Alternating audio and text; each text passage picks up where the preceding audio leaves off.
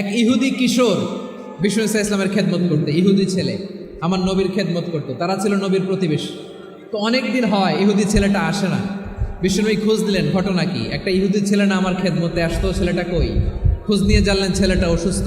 বিষ্ণু ইসলাম ওই ইহুদির বাড়িতে চলে গেলেন ওই ছেলেটাকে দেখা করার জন্য, ভিজিট করার জন্য। সুবহানাল্লাহ পড়বেন না? গেলেন, যে দেখে ইহুদি ছেলেটা মুমূর্ষ, যান যায় ভাব, বিছানায় পড়ে আছে, তার বাবা দাঁড়ানো। বিশ্বনবী তার মাথার পাশে বসলেন, মাথায় হাত বুলিয়ে দিলেন, আর ছেলেটাকে বললেন, আসলিম, হে ইহুদি ছেলে, আসলিম, ইসলাম ধর্ম গ্রহণ করো।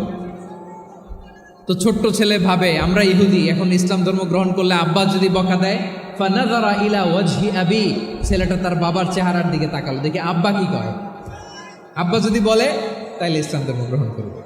ইহুদি ছেলেটা তার বাবার দিকে যখন তাকালো, ওর বাবা বলে, আতি আবুল কাসিম, আবুল কাসিম যা বলে তাই করো। আবুল কাসিম হচ্ছে বিষ্ণু ইসলামের একটা কুনিয়াত, উপনাম। আমার রাসূলের বড় ছেলের নাম ছিল কাসেম। যেমন দেখবেন আমাদের এলাকায় কারো ছেলের বড় ছেলের নাম যদি হয় আব্দুল্লাহ, এরা আব্দুল্লাহর বাপ বলে ডাকে। কারো বড় মেয়ের নাম যদি হয় ফাতেমা, এরা কি ডাকে? ফাতেমার বাপ বলে না? তো বিষ্ণু ইসলামের বড় ছেলের নাম ছিল কাসেম। ইহুদি বাবা বলল, আতি আবুল কাসেম, আবুল কাসেম যা বলে তাই শোনো, মানে মোহাম্মদ যা বলে তাই শোনো। এই কথা শুনে ছেলে সাহস পাইছে, ছেলে আবার পড়তে আরম্ভ করলো, আশহাদু আল্লাহ ইলাহা ইল্লাল্লাহ ও আশহাদু আন্না মুহাম্মাদার রাসূলুল্লাহ, পড়েন আল্লাহু আকবার। বিশ্বনবীর আহ্বান শুনে ওই আহ্বানে সাড়া দিয়ে ইহুদি ছেলে শাহাদা পড়ে মুসলমান হয়ে গেল। তার হৃদয়টারে ইমানের নূর দিয়ে আলোকিত করে দিল কে? প্রিয় ভাইরা, এবার রাসূল সাল্লাল্লাহু আলাইহি ওয়াসাল্লাম বের হয়ে আসলেন ঘর থেকে, আর বললেন, আলহামদুলিল্লাহিল্লাযী আনকাযাহু মিনান নার, প্রশংসা সে আল্লাহর, যে আল্লাহ জাহান্নামে চলে যাচ্ছিল প্রায় এমন একটা লোককে মুহূর্তের মধ্যে কালেমায়ে শাহাদাতের বদৌলতে জান্নাতি বানায় দিলেন। আওয়াজ করে পড়েন সুবহানাল্লাহ। এই হাদিস থেকে আমরা কি শিখলাম? What is the moral of the story? এক নম্বর স্টোরি হলো, প্রতিবেশী ইহুদি হোক হিন্দু হোক, যাবেন, সুসম্পর্ক রাখবেন, উপহার দিবেন, বিপদে পাশে দাঁড়াবেন, তাইলেই তো আপনাদের প্রতি, মুসলমানদের প্রতি তারা আকৃষ্ট হবে, ঠিক কিনা বলেন?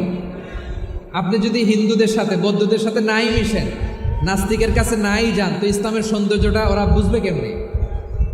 আমার অনেক হিন্দু পরিচিত ভাই আছে, ওরা আমাদের ইফতারের প্রোগ্রামে এসে একসাথে ইফতারি করে। অনেক মদখোর আমার সাথে বসে একসাথে ডিনার করে, হাফ প্যান্ট পরা, গলায় স্বর্ণের চেইন, হাতে স্বর্ণের ব্রেসলেট, আইসা আমার সাথে ডিনার করছে, আছে এরকম। গাঁজাখোর, আমি বলে, আসো, ওয়েলকাম টু মাই ডিনার, আসো বসো। বসলেই তো আমি ওর ডিএনএ, চিন্তার ডিএনএ চেঞ্জ করে দেওয়ার সুযোগ পাবো, চিল্লায় বলো ঠিক কিনা? আসতে হবে আমার কাছে। Hour door is open, the door of Islam is open 24/7। সবসময় আমাদের ইসলামের দরজা আমার অমুসলিম ভাইদের জন্য খোলা আছে না নাই? এই হাদিস থেকে দুইটা শিক্ষা। এক নম্বর শিক্ষা, প্রতিবেশী মুসলিম হোক অমুসলিম হোক, যান, অসুস্থ হইলে একটু আপেল নিয়ে যান, আঙ্গুর নিয়ে যান, কমলা নিয়ে যান, তাদের সাথে ভালো আচরণ করেন। ইসলামের বিউটি দেখে, সৌন্দর্য দেখে অবাক হবে, নসিব ভালো হলে কোনোদিন কালিমা পড়ে মুসলমান হয়ে যাবে, ঠিক কিনা বলেন? তাহলে অমুসলিমের সাথে ভালো সম্পর্ক। বিশ্বনবী ইহুদির বাড়িতে গেলেন, ইহুদির বাড়ি, আর আমার মুসলমান ভাই আমার কাফের বলে, এরকম আছে না নাই? মুসলিমরা দেখতে পারে না, সহ্য করতে পারে। বিশ্বনবী সাল্লাল্লাহু আলাইহি ওয়াসাল্লাম ইহুদির বাড়িতে গেলেন, এটা একটা শিক্ষা। আরেকটা শিক্ষা হলো, আমার প্রতিবেশী যেই ধর্মের হোক আমি সম্পর্ক রাখবো। অসুস্থ হলে যাব, কি বলেন ভাইরা? যাবেন না? যাবেন না আপনারা? আচ্ছা, 2 নম্বর শিক্ষা হলো, বিষ্ণু ইসলামের খাদেম ছিল ইহুদি, এতদিন খেদমত করলো, একদিনও বিশ্বনবী ওরা কালিমার দাওয়াত দেয় নাই। কারণ কি? বিশ্বনবী একটা ভালো সময়ের অপেক্ষা করতেছিলেন, প্রপার টাইমিং। দাঈর কাজ হচ্ছে দাঈ ইলাল্লাহ, সে হচ্ছে সুযোগ সন্ধানী। দাঈ সুযোগ খোঁজে, কখন দাওয়া দিলে ব্যাটে বলে হবে, ঝোপ বুঝে কোপ মারে, ঠিক কিনা বলেন? বিষ্ণু ইসলাম ভালো সময়ের অপেক্ষা করতেছিলেন, দেখি ভালো সময় আসুক আসুক আসুক আসুক। আস্তে আস্তে এমন সময় আসছে, ছেলে এবার মুমূর্ষ। অসুস্থ ব্যক্তির হৃদয় অত্যন্ত নরম থাকে। হসপিটালে যখন কেউ যায় তার হৃদয়টা বড্ড নরম থাকে, মৃত্যুর ভয়ে তার অন্তরটা নরম থাকে, ঠিক কিনা বলেন? এই প্রপার টাইমিং এর অপেক্ষা করতেছিলেন। যখনই টাইমিং পেয়েছেন, দাওয়াত দিলেন, পড়ো লা ইলাহা ইল্লাল্লাহ, সুবহানাল্লাহ পড়েন সবাই। বিষ্ণু ঈসা ইসলাম মক্কাতে কিংবা মদিনাতে অন্য ধর্মের লোকদের সাথে খুব পিসফুলি লাইফ লিড করেছেন। হোক মুশরিক, হোক খ্রিস্টান, হোক ইহুদি, বিশ্বনবী সবার সাথে মিলেমিশে ছিলেন। আলহামদুলিল্লাহ বলেন। ইসলাম হচ্ছে পিসফুল রিলিজিয়ান। অন্য ধর্মের প্রতি সহনশীলতার সবক ইসলাম আমাদেরকে দেয়। কিন্তু প্রতিটি মুসলিমের এটা মনে রাখতে হবে, আল্লাহর কাছে পছন্দনীয় গ্রহণযোগ্য ধর্ম জীবনাদর্শ একটি, সেটা হচ্ছে ইসলাম। আওয়াজ করে বলেন সেটা কি? লালমনিরহাটের ভাইয়েরা আওয়াজ করে বলুন, আল্লাহর কাছে মনোনীত ধর্ম একটি, সেটা কি? এজন্য রব্বুল আলামিন বলেন, ইন্নাদ-দীনা ইনদাল্লাহিল ইসলাম, আল্লাহর কাছে মনোনীত গ্রহণযোগ্য অ্যাকসেপ্টেড ধর্ম মতাদর্শ একটা, সেটা হলো ইসলাম।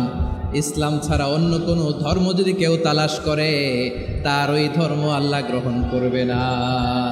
ওমাই ইয়াবতাগি গায়রাল ইসলামি দীনান ফালাই ইউকবালা মিন ওয়া হুয়া ফিল আখিরাতি মিনাল খাসিরিন।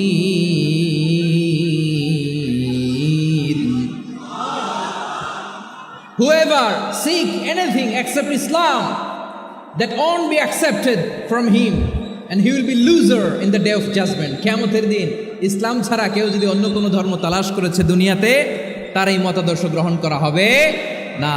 and he will be loser, সে হবে লুজার, ক্ষতিগ্রস্ত। হাই হাই কোম্পানির ম্যানেজার, ওর আমও শেষ, সালাও শেষ। আওয়াজ করে বলেন ঠিক কি না?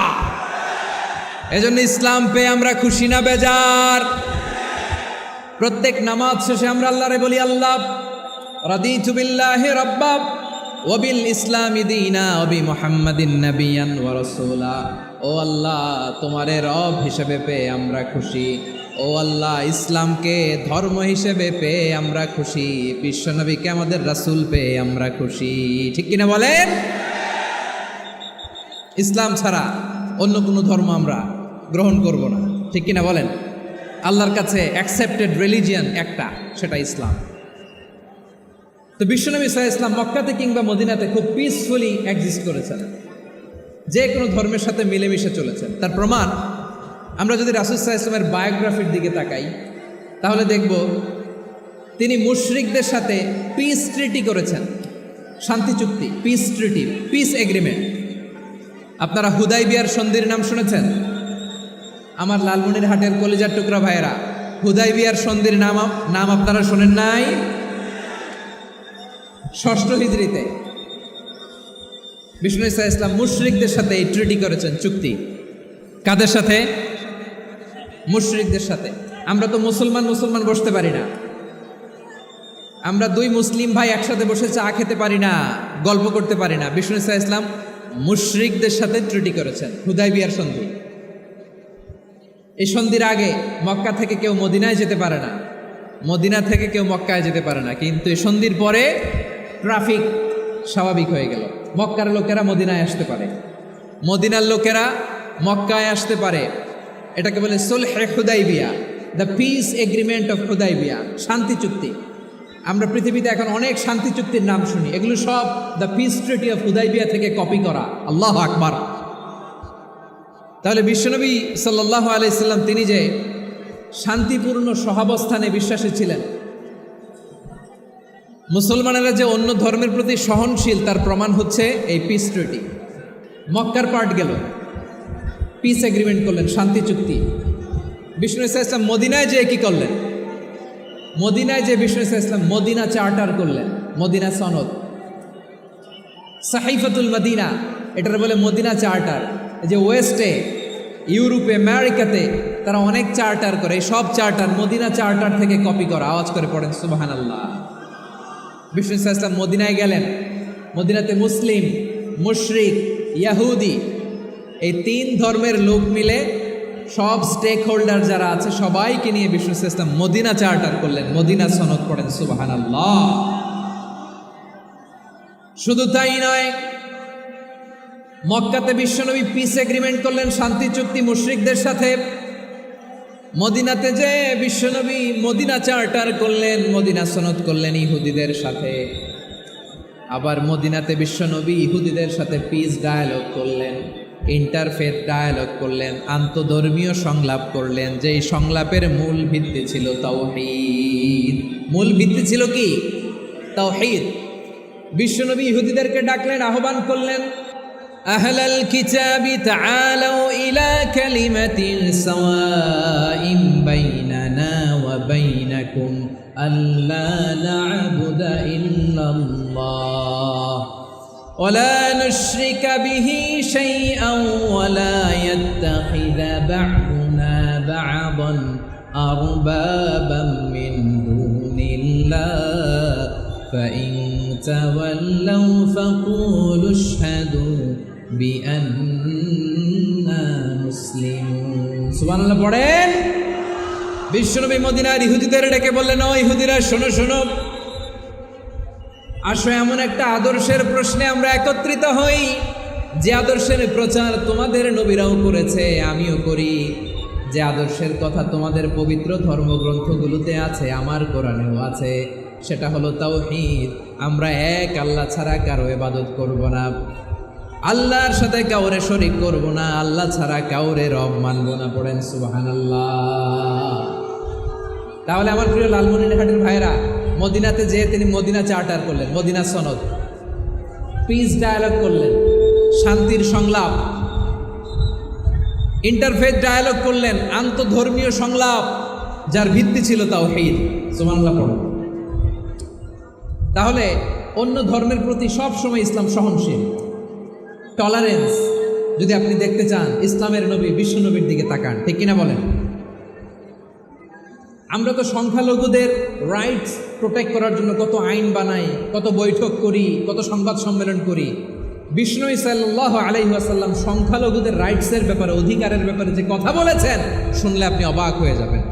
বিশ্বনবী বলেন, আলা মান যালামা মুআহাদান আও ইনতাকাসাহু আও কাল্লাফাহু ফাওকা তাআতিহি আও কাল্লাফাহু ফাওকা তাকাতিহি আও আখাযা মিনহু শাইআন বিগাইরি তিবি নাফসিন ওয়া আনা হাজিজুহু ইয়াউমাল কিয়ামা। খবরদার, জেনে রাখো, কেউ যদি কোনো সংখ্যালঘুর উপরে অত্যাচার করে, কোনো সংখ্যালঘুর প্রাপ্য থেকে যদি কেউ কাউকে ঠকায়, সংখ্যালঘুর উপর যদি কেউ কষ্ট দেয়, কোনো সংখ্যালঘুর সম্পদ যদি কেউ জোর করে কেড়ে নেয়, আমি কিয়ামতের দিন বিশ্বনবী ওই সংখ্যালঘুর পক্ষে আর ওই মুসলমানদের বিপক্ষে বাদী হয়ে দাঁড়াবো। সুবহানাল্লাহ বলতে পারলেন না? আল্লাহু আকবার। আপনি নামাজি, আপনি মুসল্লি, আপনি হাজি সাহেব, তাহাজ্জুদ পড়তে পড়তে কপালে দাগ ফেলে দিছেন, আপনার প্রতিবেশী হিন্দু, ভাবছেন আমার তো পাওয়ার আছে, ওর জমিটা দখল করি। বিশ্বনবী বলেন, কিয়ামতের দিন ওই হিন্দুর পক্ষে তোর বিরুদ্ধে আমি বাদী হয়ে দাঁড়াবো। পৃথিবীর কোন ধর্মে এরকম স্টেটমেন্ট পাবেন? পাবেন? আপনি ভাবছেন আপনি নামাজ পড়লে হাজি সাহেব কপালে দাগ ফেলায় দিলে আপনি সেলসেলায় জান্নাতে চলে যাবেন না? খবরদার। বিশ্বনবী বলেন, কোনো সংখ্যালঘুর উপর যদি কেউ আক্রমণ করে, তার প্রাপ্য তাকে না দিয়ে যদি তাকে ঠকায়, তার উপর জুলুম করে, তার সম্পদ যদি কেড়ে নেয়, আমি নবী, তুমি মুসলিম হইতে পারো, মুসল্লি হইতে পারো, তার পক্ষে তোমার বিপক্ষে আল্লাহর দরবারে বাদী হয়ে দাঁড়াবো। আচ্ছা লালমনিরহাটের ভাইরা, কথা বুঝতে পারলে আওয়াজ করে উত্তর দেন। বিশ্বনবী যদি কারো বিপক্ষে দাঁড়ায় কিয়ামতের দিন, আই রিপিট, আমি আবারও বলছি, বিশ্বনবী যদি কিয়ামতের দিন কারো বিপক্ষে দাঁড়ায়, ও তো সেলসেলায়া জান্নাতি, জান্নাতি না? যে নবীর সুপারিশ ছাড়া জান্নাতের গেটও দেখা যাবে না, ওই নবী যদি বলে তোর বিপক্ষে আমি বাদী হয়ে দাঁড়াবো, ওই জান্নাতে আর ঢুকার কোনো সুযোগ আমাদের থাকবে? এখানেই শেষ না আমার প্রিয় লালমনিরহাটের ভাইয়েরা, এখানেই শেষ নয়। বিশ্বনবী বলেন, মান কাতালা মুআহাদান, বুখারীর বর্ণনা, মান কাতালা মুআহাদান লাম ইয়ারাহ রাইহাতাল জান্নাহ। কেউ যদি, কোনো মুসলিম যদি অন্যায়ভাবে কোনো সংখ্যালঘুকে হত্যা করে, কোনো হিন্দুকে হত্যা করে, কোনো বৌদ্ধরে হত্যা করে, অন্যায়ভাবে কোনো মুসলিম যদি কোনো সংখ্যালঘুরে হত্যা করে, জান্নাতে যাওয়া তো দূরের কথা, ওই মুসলিম জান্নাতের ঘ্রাণও পাবে না। সেই বুখারীর বর্ণনা, মান কাতালা মুআহাদান লাম ইয়ারাহ রাইহাতাল জান্নাহ ওয়া ইন্না রিহাহা লা ইউজাদু মিন মাসিরাতি 40 আমা, যে জান্নাতের ঘ্রাণ 40 বছর দূরের রাস্তা থেকেই পাওয়া যায়। সুবহানাল্লাহ বলেন। প্রিয় ভাইরা, এখান থেকে জান্নাতে পৌঁছতে লাগবে 40 বছর। এত দূর, কত বছর? সবাই বলেন কত বছর? এখান থেকে জান্নাতে পৌঁছতে লাগবে 40 বছর। এত দূরে থাকতেই জান্নাতের ঘ্রাণ আপনার নাকে এসে ধাক্কা মারবে। বিষ্ণুই বলেন, যে ব্যক্তি কোনো সংখ্যালঘুকে হত্যা করে জান্নাতের ঘ্রাণ তো পাবেই, জান্নাতে তো ঢুকতে পারবেই না, জান্নাতের ঘ্রাণও তার নাকে লাগবে না। পড়েন না আউযুবিল্লাহ। তাহলে সংখ্যালঘুদের ব্যাপারে ইসলামে অধিকার দেয়া আছে না নাই? লালমনিরহাটের ভাইয়ের আওয়াজ করে বলেন, আমার সংখ্যালঘু হিন্দু ভাইদের রাইটস, অধিকার আমাদের ইসলামে প্রোটেক্টেড আছে না নাই? এখানেই শেষ না। বিষ্ণু ইসলাম আপনার অমুসলিম প্রতিবেশীর সাথে ভালো আচরণ করতে বলেছে। আমাদের হয় না এটা মুসলিম পাড়া, ওটা বৌদ্ধ পাড়া, হয় না? অনেক সময় হয় না এটা আমাদের মুসলিম পাড়া, ওইটা হিন্দু পাড়া, এরকম আছে না নাই? লালমনিরহাটে নাই না? আছে? হিন্দু যদি আপনার প্রতিবেশী হয় কি করবেন? ওরে কষ্ট দিবেন নাকি? কেন? ও তো হিন্দু, ও তো আমার আল্লাহরে ডাকে না, ওরে কষ্ট দিলে জায়েজ হবে না? খবরদার। বিষ্ণু ইসলাম বলেন, মান কানা ইউমিনু বিল্লাহ ওয়াল ইয়াউমিল আখির ফালিউকরিম জারাহ, যে আল্লাহ বিশ্বাস করে আর আখিরাতে বিশ্বাস করে সেজন্য প্রতিবেশীর সাথে ভালো আচরণ করে। সুবহানাল্লাহ। কলিজা জুড়ায় যায় না আমার নবীর কথাগুলো শুনলে? যে আল্লাহ বিশ্বাস করে, যে আখিরাতে বিশ্বাস করে সেজন্য প্রতিবেশীর সাথে ভালো আচরণ করে। এখানে বলছে মুসলিম প্রতিবেশী বলছে, নামাজি প্রতিবেশী বলছে, আল্লাহওয়ালা প্রতিবেশী বলছে না। প্রতিবেশী আস্তিক হোক নাস্তিক হোক, প্রতিবেশী মুমিন হোক মুশরিক হোক, প্রতিবেশী হইলেই তার সাথে ভালো আচরণের দরকার আছে না নাই? আমার প্রিয় লালমনিরহাটের ভাইয়েরা, বিষ্ণু ইসলাম ওনার ইহুদি প্রতিবেশীদের দেখাশোনা করতেন। আওয়াজ করে বলেন কোন প্রতিবেশী? ইহুদি। এক ইহুদি কিশোর বিষ্ণু ইসলামের খেদমত করতে, ইহুদি ছেলে আমার নবীর খেদমত করতো, তারা ছিল নবীর প্রতিবেশী। তো অনেক দিন হয় ইহুদি ছেলেটা আসে না। বিষ্ণুনবী খোঁজ দিলেন, ঘটনা কি? একটা ইহুদি ছেলে না আমার খেদমতে আসতো, ছেলেটা কই? খোঁজ নিয়ে জানলেন ছেলেটা অসুস্থ। বিষ্ণু ইসলাম ওই ইহুদির বাড়িতে চলে গেলেন ওই ছেলেটাকে দেখা করার জন্য, ভিজিট করার জন্য। সুবহানাল্লাহ পড়বেন না? গেলেন, যে দেখে ইহুদি ছেলেটা মুমূর্ষ, যান যান যায় যায় ভাব, বিছানায় পড়ে আছে, তার বাবা দাঁড়ানো। বিশ্বনবী তার মাথার পাশে বসলেন, মাথায় হাত বুলিয়ে দিলেন, আর ছেলেটাকে বললেন আসলিম, হে ইহুদি ছেলে আসলিম, ইসলাম ধর্ম গ্রহণ করো। তো ছোট্ট ছেলে ভাবে আমরা ইহুদি, এখন ইসলাম ধর্ম গ্রহণ করলে আব্বা যদি বকা দেয়, ফানাযারা ইলা ওয়াজহি আবি, ছেলেটা তার বাবার চেহারার দিকে তাকালো, দেখি আব্বা কি কয়। আব্বা যদি বলে তাইলে ইসলাম ধর্ম গ্রহণ করবে। ইহুদি ছেলেটা তার বাবার দিকে যখন তাকালো, ওর বাবা বলে আতি আবুল কাসিম, আবুল কাসিম যা বলে তাই করো। আবুল কাসিম হচ্ছে বিষ্ণু ইসলামের একটা কুনিয়াত, উপনাম। আমার রাসূলের বড় ছেলের নাম ছিল কাসেম। যেমন দেখবেন আমাদের এলাকায় কারো ছেলের বড় ছেলের নাম যদি হয় আব্দুল্লাহ, এরা আব্দুল্লাহর বাপ বলে ডাকে। কারো বড় মেয়ের নাম যদি হয় ফাতেমা, এরা কি ডাকে? ফাতেমার বাপ বলে না? তো বিষ্ণু ইসলামের বড় ছেলের নাম ছিল কাসেম। ইহুদি বাবা বলল আতি আবুল কাসেম, আবুল কাসেম যা বলে তাই শোনো, মানে মোহাম্মদ যা বলে তাই শোনো। এই কথা শুনে ছেলে সাহস পাইছে, ছেলে আবার পড়তে আরম্ভ করলো আশহাদু আল্লাহ ইলাহা ইল্লাল্লাহ ও আশহাদু আন্না মুহাম্মাদার রাসূলুল্লাহ। পড়েন আল্লাহু আকবার। বিশ্বনবীর আহ্বান শুনে ওই আহ্বানে সাড়া দিয়ে ইহুদি ছেলে শাহাদা পড়ে মুসলমান হয়ে গেল। তার হৃদয়টারে ইমানের নূর দিয়ে আলোকিত করে দিল কে? প্রিয় ভাইরা, এবার রাসূল সাল্লাল্লাহু আলাইহি ওয়াসাল্লাম বের হয়ে আসলেন ঘর থেকে, আর বললেন আলহামদুলিল্লাহিল্লাযী আনকাযাহু মিনান নার। প্রশংসা সে আল্লাহর, যে আল্লাহ জাহান্নামে চলে যাচ্ছিল প্রায় এমন একটা লোককে মুহূর্তের মধ্যে কালেমায়ে শাহাদাতের বদৌলতে জান্নাতি বানায় দিলেন। আওয়াজ করে পড়েন সুবহানাল্লাহ। এই হাদিস থেকে আমরা কি শিখলাম? What is the moral of the story? এক নম্বর স্টোরি হলো, প্রতিবেশী ইহুদি হোক হিন্দু হোক, যাবেন, সুসম্পর্ক রাখবেন, উপহার দিবেন, বিপদে পাশে দাঁড়াবেন, তাইলেই তো আপনাদের প্রতি, মুসলমানদের প্রতি তারা আকৃষ্ট হবে, ঠিক কিনা বলেন? আপনি যদি হিন্দুদের সাথে বৌদ্ধদের সাথে নাই মিশেন, নাস্তিকের কাছে নাই যান তো ইসলামের সৌন্দর্যটা ওরা বুঝবে কেমনে? আমার অনেক হিন্দু পরিচিত ভাই আছে, ওরা আমাদের ইফতারের প্রোগ্রামে এসে একসাথে ইফতারি করে। অনেক মদখোর আমার সাথে বসে একসাথে ডিনার করে, হাফ প্যান্ট পরা, গলায় স্বর্ণের চেইন, হাতে স্বর্ণের ব্রেসলেট, আইসা আমার সাথে ডিনার করছে, আছে এরকম। গাঁজাখোর, আমি বলে আসো, welcome welcome to my dinner, আসো বসো। বসলেই তো আমি ওর ডিএনএ, চিন্তার ডিএনএ চেঞ্জ করে দেওয়ার সুযোগ পাবো, চিল্লায় বলো ঠিক কিনা? আসতে হবে আমার কাছে। Our door is open, the door of Islam is open 24/7। সব সময় আমাদের ইসলামের দরজা আমার অমুসলিম ভাইদের জন্য খোলা আছে না নেই? এই হাদিস থেকে দুইটা শিক্ষা। এক নম্বর শিক্ষা, প্রতিবেশী মুসলিম হোক অমুসলিম হোক, যান, অসুস্থ হইলে একটু আপেল নিয়ে যান, আঙ্গুর নিয়ে যান, কমলা নিয়ে যান, তাদের সাথে ভালো আচরণ করেন। ইসলামের বিউটি দেখে, সৌন্দর্য দেখে অবাক হবে, নসিব ভালো হলে কোনোদিন কালিমা পড়ে মুসলমান হয়ে যাবে, ঠিক কিনা বলেন?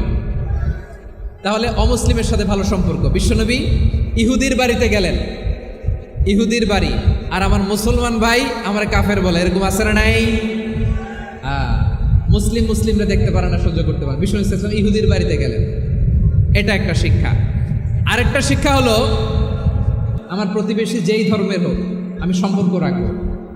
অসুস্থ হলে যাব, কি বলেন ভাইরা? যাবেন না? যাবেন না আপনারা? আচ্ছা, 2 নম্বর শিক্ষা হলো, বিষ্ণু ইসা ইসলামের খাদেম ছিল ইহুদি, এতদিন খেদমত করলো, একদিনও বিশ্বনবী ওরা কালিমার দাওয়াত দেয় নাই। কারণ কি? বিশ্বনবী একটা ভালো সময়ের অপেক্ষা করতেছিলেন, প্রপার টাইমিং। দাঈর কাজ হচ্ছে দাঈ ইলাল্লাহ, সে হচ্ছে সুযোগ সন্ধানী। দাঈ সুযোগ খুঁজে, কখন দাওয়া দিলে ব্যাটে বলে হবে, ঝোপ বুঝে কোপ মারে, ঠিক কিনা বলেন? বিষ্ণু ইসলাম ভালো সময়ের অপেক্ষা করতেছিলেন, দেখি ভালো সময় আসুক আসুক আসুক আসুক। আস্তে আস্তে এমন সময় আসছে, ছেলে এবার মুমূর্ষ, অসুস্থ ব্যক্তির হৃদয় অত্যন্ত নরম থাকে। হসপিটালে যখন কেউ যায় তার হৃদয়টা বড্ড নরম থাকে, মৃত্যুর ভয়ে তার অন্তরটা নরম থাকে, ঠিক কিনা বলেন? এই প্রপার টাইমিং এর অপেক্ষা করতেছিলেন। যখনই টাইমিং পেয়েছেন দাওয়াত দিলেন, পড়ো লা ইলাহা ইল্লাল্লাহ, সুবহানাল্লাহ পড়েন সবাই। তাহলে ইসলাম অমুসলিম প্রতিবেশীর সাথে ভালো আচরণ করতে বলে। ইসলাম অমুসলিম মাতা পিতার সাথেও ভালো আচরণ করতে বলে। মাতা পিতা যদি অমুসলিম হয় তারা ফেলে দিতে পারবেন? পারবেন? আমার লালমনিরহাটের ভাইয়েরা, অনেক হিন্দু ছেলে আমাদের হাতে শাহাদা পড়ে মুসলিম হয়, কিন্তু ওর মা মুসলমান হয় নাই, বাবাও হয় নাই, এরকম আছে না নাই? তো ও হয়েছে মুসলিম, মা বাপ হিন্দু, এখন মা বাপ কি বাদ? হ্যাঁ, মা বাপ বাদ দেয়া যাবে? যেই মা আপনার 9 মাস 8 মাস পেটে ধারণ করলো, আপনার মায়ের নার ছেঁড়া ধন, আপনি ওই মারে বাদ দিতে পারবেন? যে মায়ের বুকের তাজা দুধ খেয়ে আপনি আজকে বাড়ন্ত তাজা তরতাজা, ওই মারে বাদ দেয়া যাবে? মায়ের এক ধারে দুধের দাম, কাটিয়া গায়ের চাম, পাপুষ বানাইলে ঋণের শোধ হবে না, এমন দরদি ভাবে কেউ হবে না আমার মাহা গো। মায়ের এক ধারে দুধের দাম, কাটিয়া গায়ের চাম, পাপুষ বানাইলে ঋণের শোধ হবে না, এমন দরদি ভাবে কেউ হবে না আমার মাহা গো, ঠিক কিনা? মাকে তো বাদ দেওয়া যায় না। وقضى ربك ألا تعبدوا إلا إياه وبالوالدين إحسانا। আল্লাহ বলে অবধারিত 2টা ভার্ডিক্ট তোমাদের জন্য, এক আল্লাহর ইবাদত করবা আর মা বাবার প্রতি ইহসান করবা। আদেশটাকা মা বাবার প্রতি ইহসান করতে হবে। আমার মা হিন্দু হোক ভালো আচরণ করতে হবে, বৌদ্ধ হোক ভালো আচরণ করতে হবে। আমার যে সমস্ত হিন্দু ভাইয়েরা মুসলিম হয়েছ, তোমাদের মা বাবা এখনো মুসলমান হয় নাই, তাদের সাথে ভালো আচরণ করতে হবে। আপনাদের খেদমত নিজে করতে হবে অথবা খেদমতের ব্যবস্থা করাই দিতে হবে। মান্থলি যে খরচ লাগে এটা দিতে হবে। আরে তুমি এখন মুসলিম, তোমার মা বাবা হিন্দু, এখনই তো সুযোগ ইসলামের সৌন্দর্য দেখানো। এখন মা বাবা যদি দেখে আরে এটা হিন্দু থাকতে তো বদমাইশ ছিল, বেয়াদব ছিল, কি এমন ধর্ম সে গ্রহণ করলো যেটা গ্রহণের সাথে সাথে সে পাল্টে গেল। কি এমন ধর্ম সে গ্রহণ করেছে যেটা তার জীবনকে আলোকিত করে দিয়েছে? নসিব ভালো হলে তারাও কালিমা পড়ে মুসলমান হয়ে যাবে। বিষ্ণু ইসা ইসলামের স্ত্রীর নাম ছিল আয়েশা রাদিয়াল্লাহু তাআলা আনহা, আবু বকর রাদিয়াল্লাহু তাআলা আনহুর মেয়ে। আবু বকর রাদিয়াল্লাহু তাআলা আনহুর আরেক মেয়ের নাম হচ্ছে আসমা। কি নাম? দুজনই আবু বকর রাদিয়াল্লাহু তাআলা আনহুর মেয়ে, আসমা আর আয়েশা। নাম দুইটা কেমন লাগে? আসমা নামটা কেমন লাগে? আয়েশা নামটা কেমন লাগে? সবার ভালো লাগে নাই? নাম দুটো আপনাদের ভালো লাগে? লালমনিরহাটে অনাগত যদি কন্যা সন্তান হয়, যদি মনে চায় আসমা রেখে দিতে পারবেন, যদি মনে চায় আয়েশা রেখে দিয়েন। দেশে বিদেশে এয়ারপোর্টে রাস্তাঘাটে শুধু বলে হুজুর একটা নাম দেন, আমার ছেলের একটা নাম দেন, মেয়ের একটা নাম দেন। তো আমার মনে আছে যশোরের আবদিনের মাহফিলে আমি একটা দুটা নাম দিয়েছিলাম। আজকে লালমনিরহাটের এই প্রোগ্রামে কন্যা সন্তান যদি হয় দুটা নাম দিলাম, আসমা কিংবা আয়েশা। ইনশাআল্লাহ পড়েন। দুজন বোন, এক মায়ের না, বাবা এক মা দুজন। আয়েশা রাদিয়াল্লাহু তাআলা আনহার মায়ের নাম উম্মে রুমান, আর আসমা রাদিয়াল্লাহু তাআলা আনহার মায়ের নাম কুতাইলা বিনতে আব্দুল উজ্জা। আবু বকর রাদিয়াল্লাহু তাআলা আনহু 4টা বিয়ে করেছিলেন। একই ঘটনা ঘটেছে এই ফ্যামিলিতে। আসমা ইসলাম ধর্ম গ্রহণ করে মুসলিমা, কিন্তু তার মা কুতাইলা মুশরিকা। আই রিপিট, বোঝার জন্য আমি আবারও বলি, আসমা রাদিয়াল্লাহু তাআলা আনহা মুসলিমা, আর আসমার মা কুতাইলা, আওয়াজ করে বুঝে থাকলে বলেন, আসমার মা মুশরিকা। তার মানে মেয়ে মুসলিম, মা অমুসলিম, ভেজাল আসরা নাই। কিন্তু কুতাইলা আর ধৈর্য ধারণ করতে পারে না। নার ছেড়া ধন, কলিজার টুকরা ধন, কলিজার টুকরা সন্তান আসমারে দেখতে বড্ড মন চায়। সাইয়েদনা আসমা রাদিয়াল্লাহু তাআলা আনহা মক্কা থেকে হিজরত করে মদিনায় চলে গেলেন। হুদাইবিয়ার পর যখন মক্কা মদিনার ট্রাফিক স্বাভাবিক হলো, মক্কার লোক মদিনায় যায়, মদিনার লোক মক্কায় আসে। কুতাইলা কলিজার টুকরা সন্তান আসমারে দেখার জন্য কিছু উপহার নিয়ে বিশাল মরুপথ পাড়ি দিয়ে মক্কা থেকে মদিনায় যায়। সুবহানাল্লাহ বলেন। এখন মা আসছে মেয়ের সাথে দেখা করতে, মেয়ে তো আর দেখা দেয় না। মেয়ে ভাবছে আমার মা তো মুশরিকা, অপবিত্রা, তার সাথে কি দেখা দেয়া যাবে? বিশ্বনবীর দরবারে চলে গেলেন। সুবহানাল্লাহ বলেন। কি সৌভাগ্যবান ছিল তারা, মাসলা জানার দরকার হলেই নবীর দরবারে চলে যেত। ঘরে বউয়ের সাথে ঝগড়া হলে নবীর দরবারে চলে যেত। অনেক সাহাবী বলে আমার পেটে ক্ষুধা লাগলেও আমি নবীর কাছে চলে যেতাম, কারণ নবীর চেহারার দিকে তাকালেই আমার পেটের ক্ষুধা মিটে যেত। সাইয়েদনা আসমা রাদিয়াল্লাহু তাআলা আনহা বিশ্বনবীর কাছে চলে গেলেন, যে বললেন ইয়া রাসূলুল্লাহ ইয়া হাবিবাল্লাহ ইন্না উম্মি কাদিমাতুন ইলাইয়া ওয়া হিয়া রাগিবা। আমার মা মক্কা থেকে অনেক দূর মরুর পথ পাড়ি দিয়ে উপহার সামগ্রী নিয়ে মদিনায় আমার সাথে দেখা করতে এসেছে গো নবী। আমার জানতে বড্ড ইচ্ছে হয় আমি আমার মুশরিকা মায়ের সাথে একটু দেখা করতে পারবো কিনা।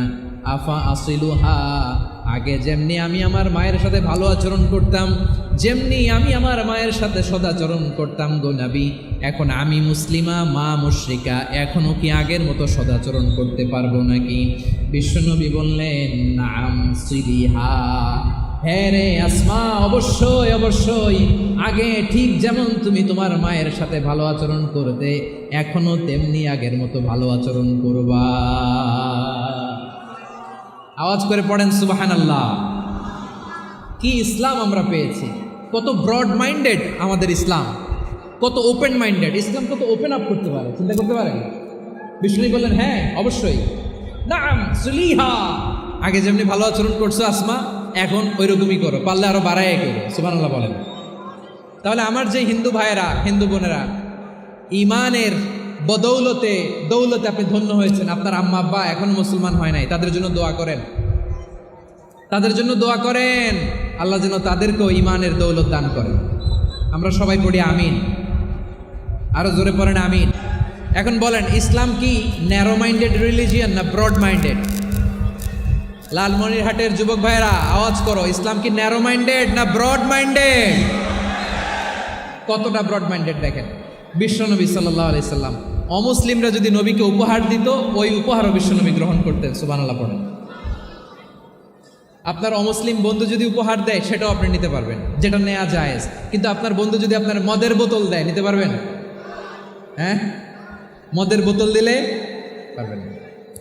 আপনার বন্ধু যদি আপনার পর্ক দেয়, পর্ক, শূকরের গোশত মিশ্রিত কোনো খাবার, ওটা নিতে পারবেন না। হালাল যে কোনো জিনিস নিতে পারবেন। বিশ্বনবী সাল্লাল্লাহু আলাইহি ওয়াসাল্লাম অমুসলিমদের দেয়া হাদিয়া গ্রহণ করতেন। কেমন নবী ছিলেন? আমার নবীরে চিনে নেন, আমার নবীর অ্যাটিটিউড জেনে নেন। বিশ্বনবী সাল্লাল্লাহু আলাইহি ওয়াসাল্লাম যখন কোনো জনপদে যেতেন, 3টা অপশন নিয়ে যেতেন। প্রিয় ভাইয়ের, আওয়াজ করে বলতে হবে, কোনো জনপদে গেলে আমার নবীর অপশন থাকতো কয়টা? আমার মতো 3 আঙ্গুল উঁচু করে দেখান আর বলুন, আমার নবী কোনো জনপদে গেলে কয়টা অপশন নিয়ে যেতেন? 1 নম্বর অপশন, আসলিম তাসলাম। নতুন এলাকায় গেলে বলতেন আসলিম তাসলাম, ইসলাম ধর্ম গ্রহণ করো, শান্তিতে থাকবা, আমার ভাই হয়ে যাবা, আমরা ভাই ভাই। ইসলাম মানো, আমরা ভাই ভাই। অপশন নাম্বার কত? 1। যদি বলে না ইসলাম মানবো না, ওকে, অপশন নাম্বার 2, মুসলিম হওয়ার দরকার নাই, লা ইকরাহা ফিদ্দিন, ইসলামে কোনো বাড়াবাড়ি নাই। খ্রিস্টান আসো থাকো, বৌদ্ধ আসো থাকো, ইহুদি থাকতে চাও থাকো, কিন্তু আমরা যেহেতু রিজিওনাল সুপার পাওয়ার, আমাদের আন্ডারে থাকো, ট্যাক্স দিয়া থাকো, এটার বলে জিজিয়া। আলেম যারা আছেন বুঝবেন, এটার আরবিতে কি বলে? জিজিয়া। You pay us the tax, we will give you the security. তোমরা ট্যাক্স দিবা, আমরা সিকিউরিটি দিব, আমাদের আওতায় থাকবা, কেউ তোমাদেরকে আক্রমণ করতে পারবে না, আমরা নিরাপত্তা দিব। সুবহানাল্লাহ বলেন। এটা অপশন নাম্বার কত? আচ্ছা, বুঝে থাকলে বলেন, 1 নম্বর অপশন কি ছিল? ইসলাম। ইসলাম মানো, শান্তিতে থাকবা, ভাই ভাই, আমরা ভাই ভাই। অপশন নাম্বার 2, ট্যাক্স দাও, আমরা নিরাপত্তা দিব, মুসলিম হওয়া লাগবে না। এখন 1 নম্বরও মানে না, 2 নম্বরও মানে না, মুসলিম হবো না, ভালো, খ্রিস্টান থাকো, ট্যাক্স দাও, আমরা সিকিউরিটি দিব না, এটাও মানি না।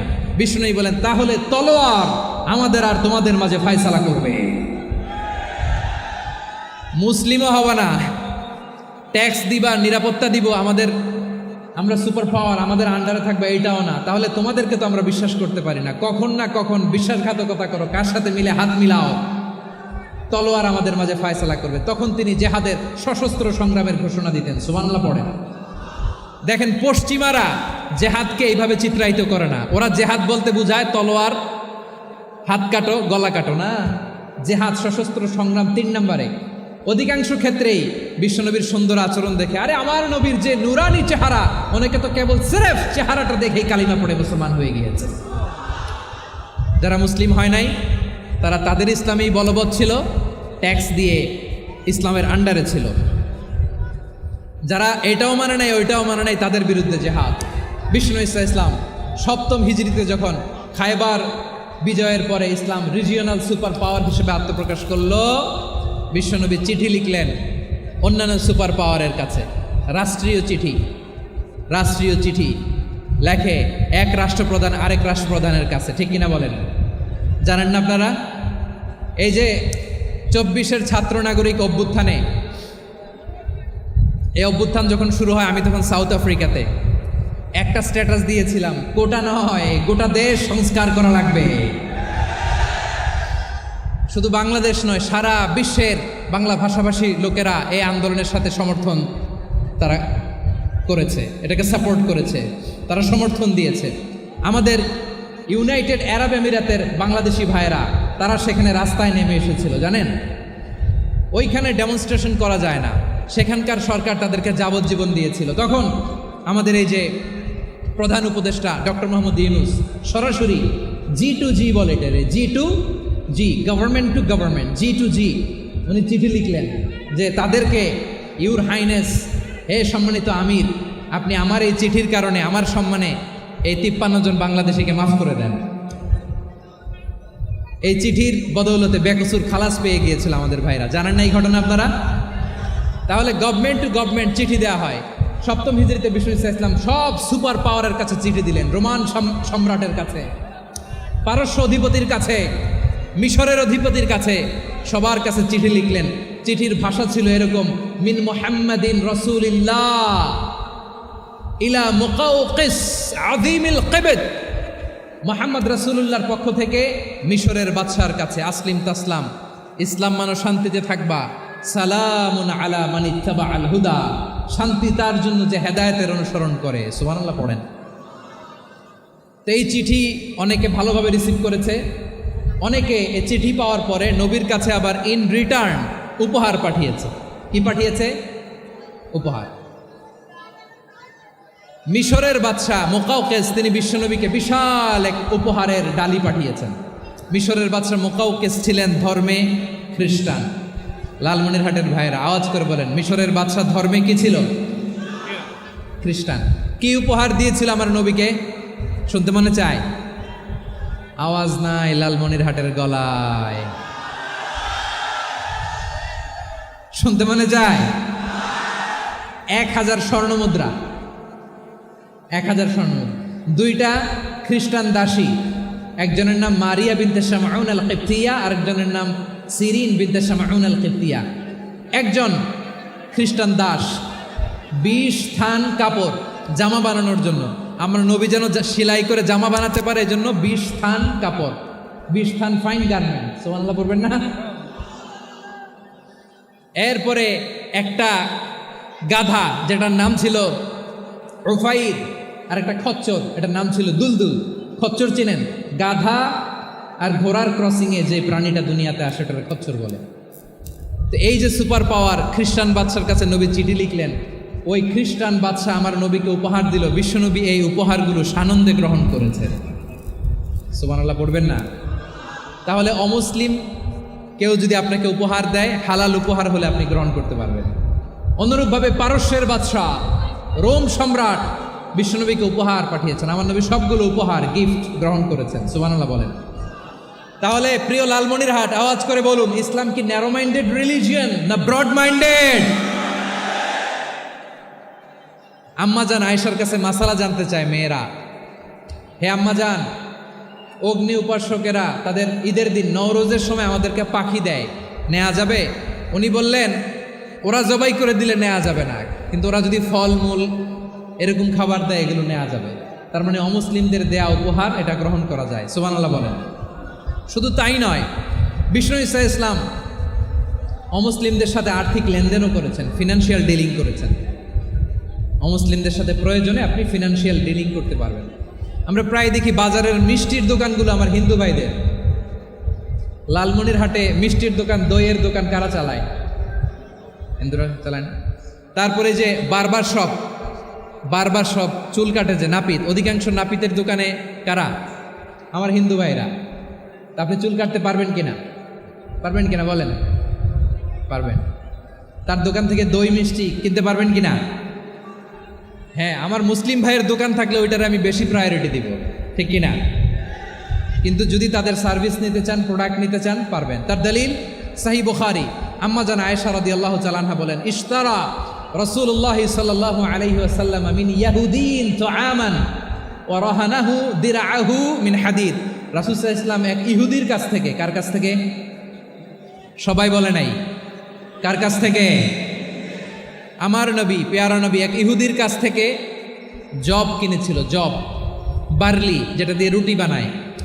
ওই জবের দাম দেওয়ার টাকা পয়সা নবীর কাছে ছিল না। ফলে নবী ওনার একটা পোশাককে মর্গেজ রেখেছিলেন, মর্গেজ, বন্ধক, যে এখন এটার দাম দিতে পারবো না, কয়েক কেজি বার্লি নিয়ে যাই আর বন্ধক হিসেবে আমার জামাটা রেখে গেলাম, যেদিন দাম দিব ওই দিন জামাটা ছুটায় নিয়ে যাও।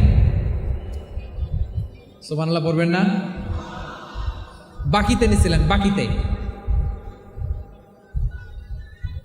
দিরআহু মিন হাদিদ, লোহার তৈরি বর্ম, মানে যুদ্ধের পোশাক, লোহা দিয়ে বানানো।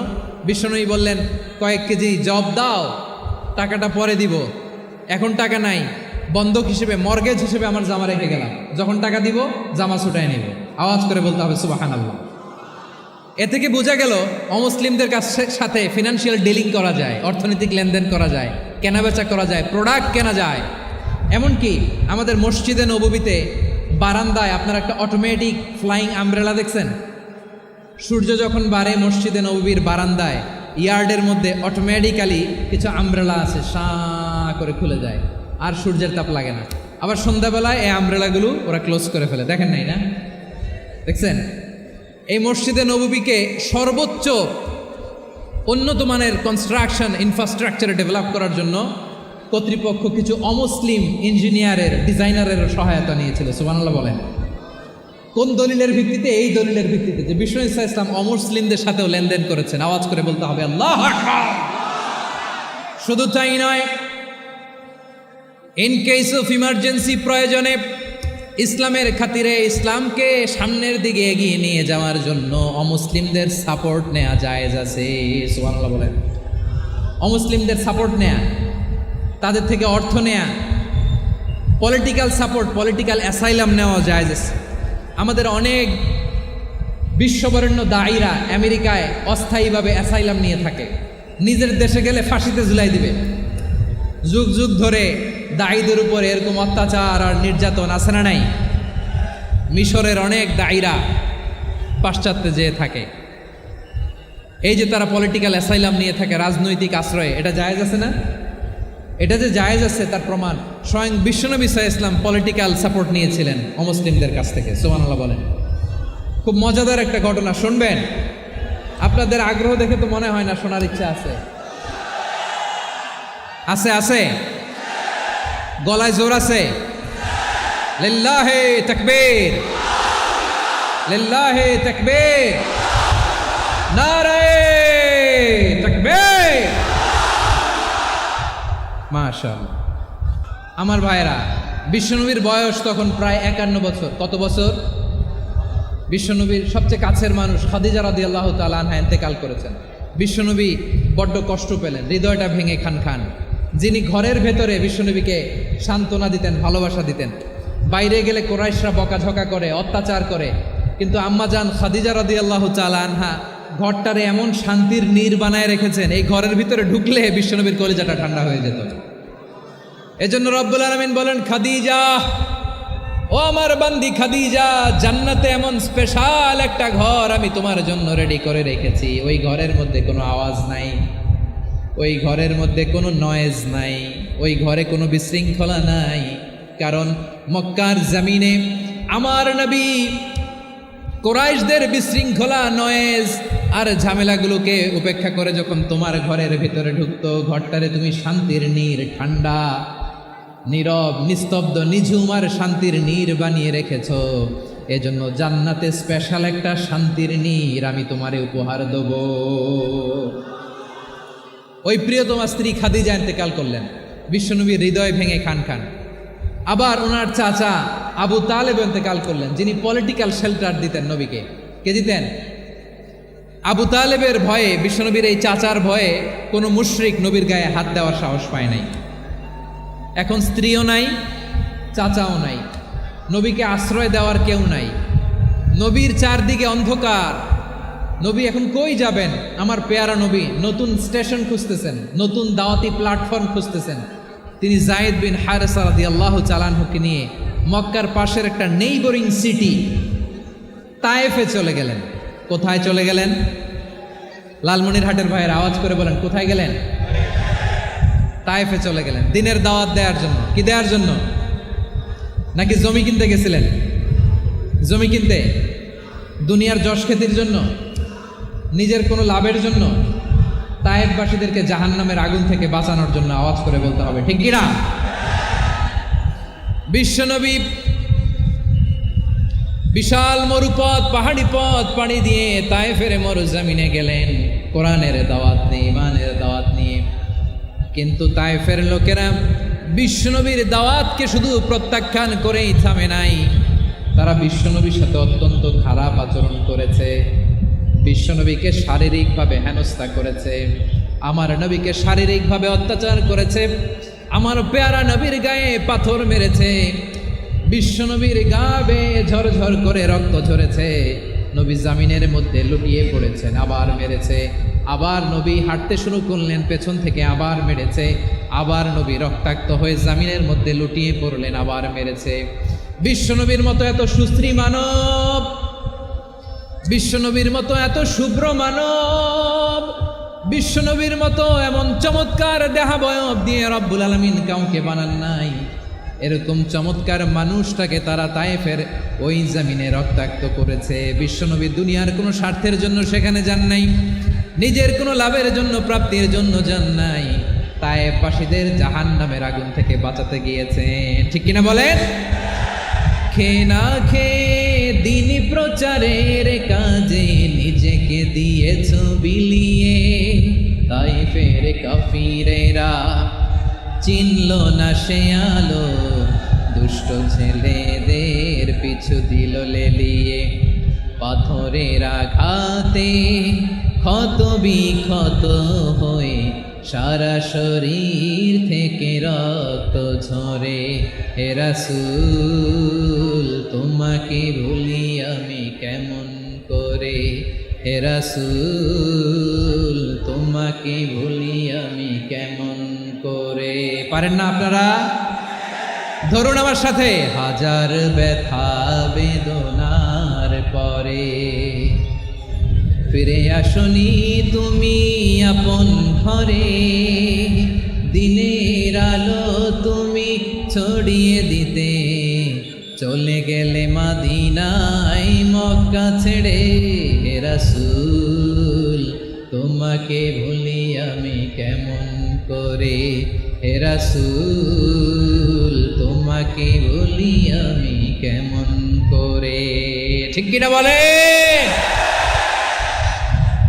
প্রিয় ভাইরা, তায়েফের ছেলেরা নবীকে রক্তাক্ত করলো। আমার নবী কই যাবে? কই যাবে? মক্কায় জায়গা নাই, তায়েফে জায়গা নাই। তায়েফ থেকে ভারাক্রান্ত মন নিয়ে আমার নবী মক্কায় ফিরে আসলেন। বিশ্ব নবী মক্কায় ঢুকতে পারেন না। মক্কার মরুভূমির দিকে তাকিয়ে, উপত্যকার দিকে তাকিয়ে বিশ্বনবী ধা ধা করে কাঁদেন, ঝরঝর করে। নবীর চেহারা মোবারক থেকে চোখের পানিগুলো বেয়ে বেয়ে পড়ে। আমার জন্মস্থান, আমার শৈশব, কৈশোর, যৌবন কেটেছে এই মক্কায়, আমার এলাকায় আমি ঢুকতে পারি না। বিশ্বনবী মক্কার অনতি দূরে দাঁড়িয়ে জায়েদকে পাঠালেন, জায়েদ যাও দেখো কেউ আমাকে সাপোর্ট করার মতো আছে কিনা, যাও অমুকের কাছে যাও। জায়েদ গেলেন, তারাও প্রত্যাখ্যান করে ফিরিয়ে দেয়। বিশ্বনবী বললেন যাও অমুক লোকের কাছে যাও, তিনিও প্রত্যাখ্যান করে ফিরিয়ে দিলেন। কেউ বিশ্বনবীকে আশ্রয় দিতে রাজি হয় না।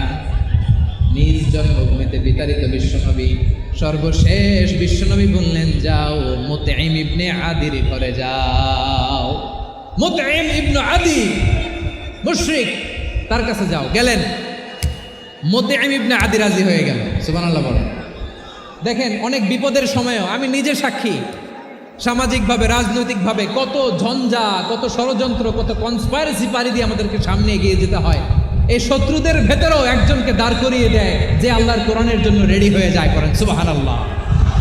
মুতঈম ইবনে আদি, আল্লাহ তার মনকে নরম করে দিলেন। মুতঈম বলে, মুহাম্মদ আমি তোমাকে আশ্রয় দিব। তার দুই ছেলেকে পাঠালেন, যাও খোলা তলোয়ার নিয়ে, স্কট দিয়ে, গার্ড অফ অনার দিয়ে মোহাম্মদকে মক্কায় ঢুকাও, আর বলো আমি আমান দেব। আমান কি দিব? আমান মানে সিকিউরিটি, নিরাপত্তা। সিকিউরিটি ছাড়া, আমান দেওয়া ছাড়া কেউ থাকতে পারতো না মক্কায়। দুই ছেলে বিষ্ণু ইসা ইসলামকে নিয়ে আসলো। নবী কাবার চারদিকে তাওয়াফ করলেন, নামাজ পড়লেন। আবু জাহেল, উতবা, শাইবা, ওয়ালিদ ইবনে মুগীরা সবাই দেখে, কেউ কিছু করতে পারে না। কারণ মুতঈম ইবনে আদি ঘোষণা দিয়েছেন আমি মুহাম্মদকে আমান দিয়েছি, মুহাম্মদের গায়ে যেন কেউ স্পর্শ না করে। আওয়াজ করে পড়েন সুবহানাল্লাহ। নবীর এই বিপদকালে মুহূর্তে মুতঈমের হৃদয়টারে নরম করে দিল কে? আচ্ছা, লালমনিরহাটের ভাইয়েরা বলেন, এই মুতঈম কি মুসলিম ছিল না মুশরিক? সবাই বলতে হবে মুসলিম না মুশরিক?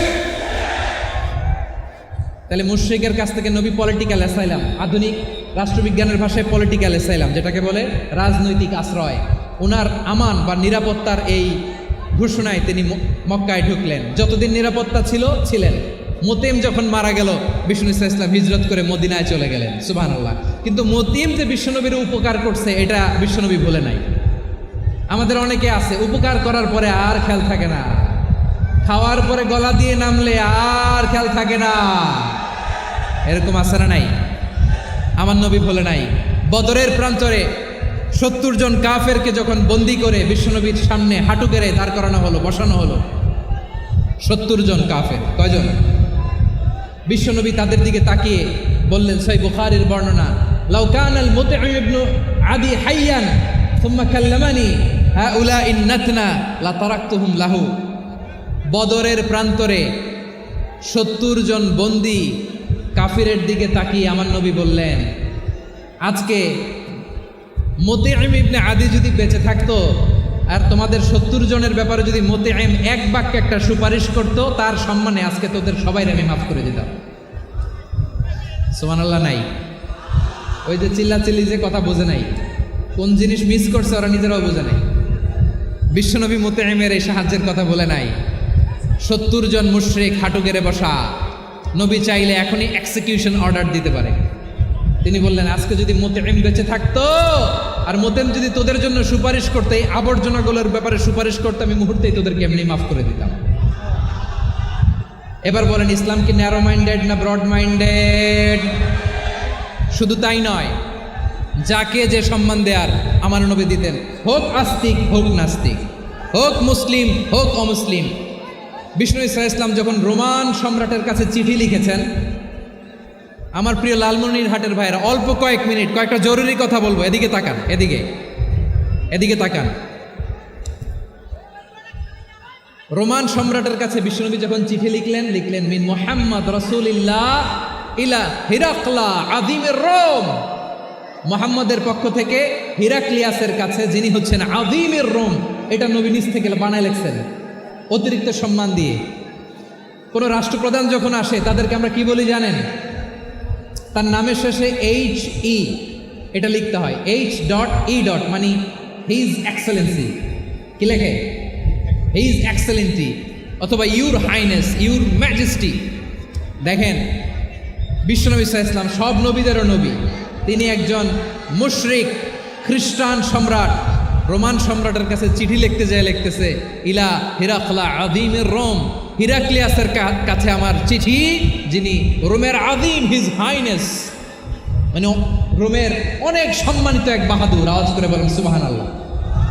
তার মানে যাকে যে সম্মান দেয়ার এটা বিশ্বনবী দিতেন। এমনকি যেই ইহুদিরা ভালো ছিল, এই ইহুদিদেরও প্রশংসা করেছেন বিশ্বনবী মুহাম্মদুর রাসূলুল্লাহ সাল্লাল্লাহু আলাইহি ওয়াসাল্লাম। এক ইহুদির প্রশংসা করেছেন বিশ্বনবী। ইহুদির কার? আমি তো আমার ভাইয়ের প্রশংসা করি না, আমি তো এক আলেম আরেক আলেমরে স্পেস দেই না, আমি তো এক দায়ী আরেক দায়ীর সাথে বসতে চাই না। আমার নবী ইহুদির প্রশংসা করে। কার প্রশংসা? ওই ইহুদির নাম ছিল মুখাইরিক। সিরাত গ্রন্থ ঘাটলে পাবেন। তিনি বলেছেন, মুখাইরিক খাইরু ইয়াহুদ, Mukhayriq is the best of the জুইশদের মধ্যে সে সবচেয়ে ভালো। কেন প্রশংসা করলেন তার? এর কারণ মদিনা চার্টারে কথা ছিল সব ধর্মের মুসলিম মুশরিক ইহুদিরা মিলে মদিনাকে রক্ষা করবে। কিন্তু 3য় হিজরিতে যখন উহুদের যুদ্ধ শুরু হলো, সবার কথা ছিল যেই আক্রমণ করে আমরা মদিনাকে বাঁচাবো। কোন শহরকে বাঁচাবো? মদিনাকে। কিন্তু কুরাইশরা যখন অ্যাটাক করলো, ইহুদিরা আর আসে না, ইহুদিরা আর বেরোয় না। বিষ্ণু বললেন, ওহে ইহুদিরা, তোমরা না চুক্তি করলে আমার সাথে যে মদিনা বাঁচাতে সবাই ঝাঁপিয়ে পড়বো, আসো। একটা ইহুদিও বেরোয় না, কেউ আসে না সেদিন, একজন ছাড়া। তার নাম মুখাইরেক। তার নাম কি? মুখাইরেক বাহাদুরের মতো ঘোড়সাওয়ার হয়ে বেরিয়ে গেলেন এবং বললেন, গোটা ইহুদি সাম্রাজ্যের একজনও যদি না আসে, আমি মুখাইরেককে কেউ ঘরে আটকে রাখতে পারবে না। বেরিয়ে আসলেন, এসে বললেন, আমি মুহাম্মদের পক্ষে যুদ্ধ করব। আমি মারা গেলে আমার সম্পদ আমার উত্তরাধিকারীরা পাবে না, আমার সম্পদ তোমরা মুহাম্মদকে দিয়ে দিবা। সুবহানাল্লাহ বলেন। উহুদের ময়দানে 70 জন মুসলমান শহীদ হলো। এই ইহুদি, সেও মুসলমানের পক্ষে যুদ্ধ করে নিহত হলো। সুবহানাল্লাহ বলেন। মুসলিমদের লাশ যখন নিয়ে আসা হলো, এই মুখাইরিকের লাশও নিয়ে আসা হলো। মুসলিমদের লাশের পাশে মুখাইরিকের লাশ দেখে বিশ্বনবী মুখাইরিকের প্রতি অনেক খুশি হলেন। আর বিশ্বনবী খুশি হয়ে বললেন, মুখাইরিক খায়রু ইয়াহুদ। মুখাইরিক, যদিও তুমি ইহুদি, তারপরে তুমি সব ইহুদিদের মধ্যে সেরা ইহুদি। পড়েন সুবহানাল্লাহ। আমার নবী ইহুদিকেও সম্মান দিতে কার্পণ্য করে নাই। আওয়াজ করে বলেন আল্লাহু আকবার। প্রিয় ভাইয়েরা, এবার সর্বশেষ আওয়াজ করে বলেন, ইসলাম কি ন্যারো মাইন্ডেড নাকি ব্রড মাইন্ডেড? সবাই বলেন, ন্যারো মাইন্ডেড না ব্রড মাইন্ডেড? এজন্য অমুসলিম হইলেই তারা আমাদের শত্রু নয়। শত্রু কারা? এই লালমনিরহাটের ভাইয়েরা শোনেন, শত্রু কারা? যে সমস্ত অমুসলিম আমাদেরকে নিশ্চিহ্ন করে দিতে চায়, যে সমস্ত অমুসলিম আমাদের ভূখণ্ড থেকে আমাদেরকে তাড়িয়ে দিতে চায়, যে সমস্ত অমুসলিম আমার ধর্ম নিয়ে তুচ্ছতাচ্ছিল্য করে চিল্লায় বলেন ঠিক কিনা, তারা আমাদের শত্রু। সাধারণ অমুসলিমরা আমার শত্রু নয়। এই যে হিন্দুরা থাকে এরা আমার ভাই, বৌদ্ধরা আমার ভাই, খ্রিস্টানরা আমার ভাই, ইহুদিরা আমার ভাই। তারা দিনই ভাই নয়, তারা মায়ের পেটের ভাই নয়, তারা মানবিক দিক থেকে ভাই। ও মানুষ, আমিও মানুষ। ইসলাম মানুষকে সম্মান করে, চিল্লায় বলো ঠিক কিনা। যারা আমাদের অস্তিত্বকে নিশ্চিহ্ন করতে চায়, যারা আমাদের ভূখণ্ডকে দখল করতে চায়, যারা আমাদেরকে নিয়ে মকারি করে, ফান করে, টিটকারি করে, আমার ধর্ম নিয়ে খেলা করে, তাচ্ছিল্য করে, ওদের বিরুদ্ধে আমাদের জিহাদ। সাধারণ মুসলিম আমাদের শত্রু নয়। আপনি জানেন নিউ ইয়র্কে, আমি তো নিউ ইয়র্কে ছিলাম অনেকদিন, ওখানে ফিলিস্তিনিদের পক্ষে যখন আমরা মিছিল করেছি, অনেক ইহুদি আমাদের সাথে মিছিলে দাঁড়িয়েছে। কারণ ওরাও জানে এই ভূখণ্ড ফিলিস্তিনিদের ভূখণ্ড। আওয়াজ করে বলো লালমনিরহাট ঠিক কিনা। ইসরায়েলের রাজধানী খোদ তেল আবিবে অনেক ইহুদিরা বেঞ্জামিন নেতানিয়াহু তার বিরুদ্ধে মিছিল করেছে। তো তারা কি আমাদের শত্রু? না। অনেক খ্রিস্টান আমাদের সাথে আমাদের স্বার্থ রক্ষায় আমাদের পাশে দাঁড়িয়েছে। খেয়াল রাখবেন, হিন্দু আর হিন্দুত্ববাদ এক নয়, ইহুদি ধর্ম আর জায়নিজম এক নয়। জায়নিজমের বিরুদ্ধে আমাদের সংগ্রাম, আমাদের জেহাদ, চিল্লায় বলেন ঠিক কিনা। এই যে ফিলিস্তিনের ভাইয়েরা, তারা তাদের স্বাধীনতা সংগ্রামের জন্য লড়াই করছে, করে যাচ্ছে, আমরা এটাকে সমর্থন জানাই, চিল্লায় বলো ঠিক কিনা। কাশ্মীরের ভাইয়েরা স্বাধীনতার জন্য সংগ্রাম করছে, আমরা সেই সংগ্রামকে সমর্থন জানাই, আওয়াজ করে বলো ঠিক কিনা। যারাই আমাদের ইসলামকে নিশ্চিহ্ন করতে চায় তাদের বিরুদ্ধে আমাদের সংগ্রাম, আওয়াজ করে বলতে হবে ঠিক কিনা। ওই সমস্ত দুর্বৃত্তদের সাথে আমাদের কোনো সম্পর্ক নাই। ঐক্যবদ্ধ থাকতে পারি, ওই দুর্বৃত্তরা চান্স পাবে না। আমরা ঐক্যবদ্ধ থাকতে রাজি আছি। লালমনিরহাটের ভাইয়েরা, আমরা ঐক্যবদ্ধ থাকলে ওই দুর্বৃত্তদের কালো হাত ভেঙে দিতে আমাদের সময় লাগবে না। তাদের কালো হাত ভেঙে দিতে রাজি আছে মুসলমান? কারা কারা রাজি? দু হাত তুলে দেখাও। আমার প্রাণপ্রিয় লালমনিরহাটের ভাইয়েরা, শত্রু কাফের আর অশত্রু কাফেরের মধ্যে পার্থক্য আছে না নাই? আবু তালেব মুশরিক, আবু জাহেল মুশরিক, কিন্তু দুই মুশরিকে পার্থক্য আছে না নাই? আবু তালেব নবীর চাচা, মুশরিক, মারা গিয়েছে মুশরিক অবস্থায়, কিন্তু আজীবন আমার নবীকে আগলে রেখেছে, আমার নবীকে সাপোর্ট করেছে, ভালোবেসেছে।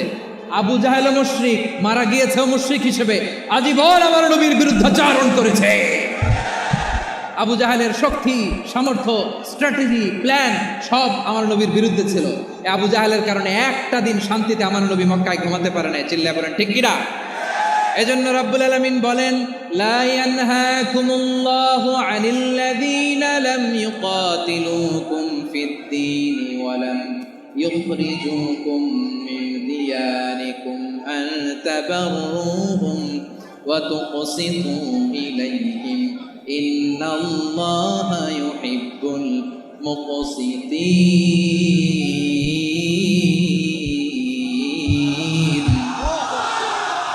আল্লাহ বলে, গোলামেরা শোনো শোনো, যে সমস্ত অমুসলিম তোমাদের সাথে ধর্মযুদ্ধে লিপ্ত হয় না, তোমাদের বিরুদ্ধে যে সমস্ত অমুসলিম অস্ত্র ধরে না, যে সমস্ত অমুসলিম তোমাদেরকে তোমাদের জন্মস্থান থেকে, ভূখণ্ড থেকে তাড়িয়ে দেয় না, তাদের সাথে ভালো আচরণ করতে আমি আল্লাহ নিষেধ করি নাই। তাদের সাথে সদাচরণে কোনো নিষেধাজ্ঞা নাই, বরং তাদের সাথে সদাচরণ করো, এটাই আমি আল্লাহ চাই। তাহলে আমার যে অমুসলিমরা আমাদের সাথে শত্রুতা করে না, তুচ্ছতাচ্ছিল্য করে না, আমাদের ভূমি থেকে আমাদেরকে উচ্ছেদ করতে চায় না, আমাদের বিরুদ্ধে অস্ত্র ধরে না, ওই অমুসলিম ভাইদের সাথে আমাদের কোনো দ্বন্দ্ব আছে? কোনো বিরোধ আছে? বরং আছে ভালোবাসা। বরং আছে কি? এই ভালোবাসা দিয়েই আমরা বিশ্ব জয় করব। রাজি আছে মুসলমান? আমাদের পুঁজি ভালোবাসা। আমাদের পুঁজি কি? এবার আওয়াজ করে বলেন, আমার এই পুরো আলোচনা থেকে the religious coexistence, peaceful coexistence, শান্তিপূর্ণ সহাবস্থান, কমিউনাল হারমোনি, এই সাম্প্রদায়িক সম্প্রীতি, এই আলোচনা থেকে কি বুঝলেন? ইসলাম কি ন্যারো মাইন্ডেড না ব্রড মাইন্ডেড? এই ব্রড মাইন্ডেড হৃদয় নিয়ে, ভালোবাসা দিয়ে আমরা বিশ্ব জয় করতে চাই। রাজি আছেন? আল্লাহ কবুল করুক, আমরা সবাই পড়ি আমিন। লালমনিরহাটের জেলা স্টেডিয়ামে আমার প্রিয় মায়েরা বোনেরা, আপনাদের জন্য একটা হাদিস বলে শেষ করব। বিশ্বনবী বলেন, আমার মায়েরা খেয়াল করে শুনুন, বিশ্বনবী আপনাদের উদ্দেশ্য করে বলেন, আল মারআতু ইযা সাল্লাত খামসাহা ওয়া সামাত শাহরাহা হাফিজাত ফুরুজাহা আতাআত বা'লাহা ফালতাদখুল মিন আইয়ি আবওয়াবিল জান্নাতি শাআত। বিশ্বনবী বলেন, ও রমণীরা, ও নারীরা, যে সমস্ত নারী এই 4টা কাজ করবে, এই 4টা কাজের গ্যারান্টি দিবে, তাদেরকে জান্নাতের 8টা দরজার গ্যারান্টি দেয়া হবে।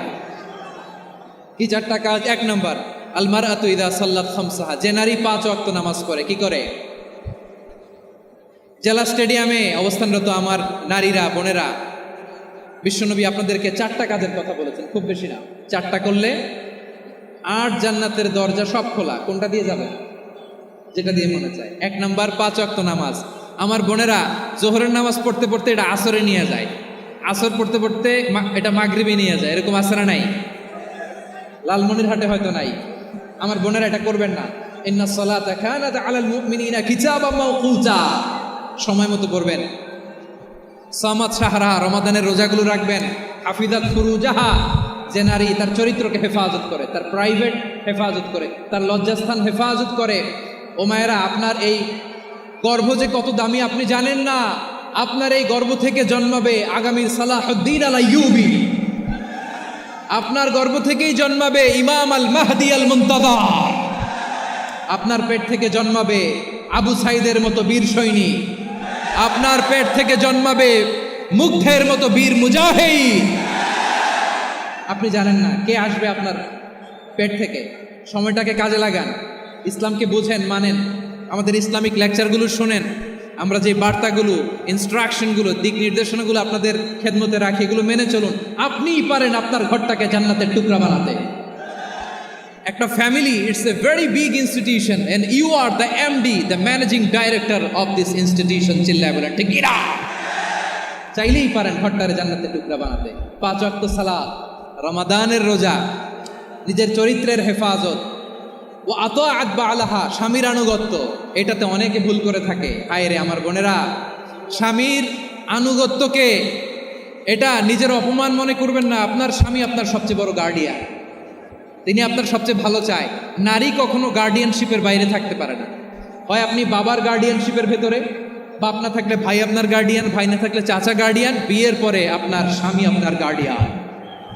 শরিয়া সম্মত স্বামীর আদেশগুলো আপনি মেনে চলবেন, কিন্তু শরিয়া বিরুদ্ধ কোনো আদেশ মানতে আপনি বাধ্য নয়। আওয়াজ করে বলুন সবাই ঠিক কিনা? এই 4টা কাজ যদি কোনো নারী করে, বিষ্ণুই বলেন জান্নাতের 8টা দরজা খোলা। তোমার যেটা দিয়ে মনে চায় সেটা দিয়ে জান্নাতে তুমি এন্ট্রি নিতে পারবা। আমরা এখানে লালমনিরহাটের সোহরাওয়ার্দী ময়দানে আজকে যেমন একত্রিত হতে পারলাম, আল্লাহর জান্নাতেও যেন একত্রিত হতে পারে। আল্লাহ তুমি তৌফিক দান করো। আল্লাহ আমার এই কলিজার টুকরা যুবক ভাইদেরকে তুমি উমরে ফারুকের মতো কবুল করো। জেলা স্টেডিয়ামে অবস্থানরত আমার মা বোনদেরকে তুমি ফাতেমার মতো, খাদিজার মতো কবুল করো। আমাদের কলিজার টুকরা সন্তানদেরকে তুমি সালাউদ্দিন আল আইয়ুবীর মতো কবুল করো। এই যে ইসলামিক সোসাইটি লালমনিরহাটকে আল্লাহ তুমি কবুল করো। আল্লাহ যে কথাগুলো বললাম এগুলো প্রথমে আমাকে, আমার সব ভাইদেরকে আমল করার তৌফিক দান করো। রব্বানা ظلمنا أنفسنا وإن لم تغفر لنا وترحمنا لنكونن من الخاسرين ربنا آتنا في الدنيا حسنة وفي الآخرة حسنة وقنا عذاب النار رب العالمين আরশের মালিক, লক্ষ লক্ষ তাওহীদি জনতা দুনিয়ার কোনো কিছুর আশায় নয়, দুনিয়ার কোনো কিছুর জন্য নয়, তোমার কোরআনের প্রেমে, ইসলামের প্রেমে হাজির হয়েছে। আল্লাহ আমার ভাইদেরকে কবুল আর মঞ্জুর করে দাও। ইসলামের জন্যই গণজোয়ার, এই উচ্ছ্বাস, এই এনার্জি শক্তিগুলোকে আগামীর ইসলামের জন্য কবুল আর মঞ্জুর করে নাও। গাড়িতে করে, হুন্ডায় চড়ে, সাইকেল দিয়ে, রেল লাইন দিয়ে, রেলে চড়ে চড়ে লক্ষ লক্ষ ভাইয়েরা বিভিন্ন জেলা থেকে আজকের এই ঐতিহাসিক লালমনিরহাটের প্রোগ্রামে যারা জয়েন করলো, নিরাপদে তুমি আবার তাদেরকে গন্তব্যে পৌঁছে দিও। রব্বানা تقبل منا إنك أنت السميع العليم وتب علينا يا مولانا إنك أنت التواب الرحيم سبحان ربك رب العزة عما يصفون وسلام على المرسلين والحمد لله رب العالمين واجعل آخر كلامنا عند الموت لا إله إلا الله محمد رسول الله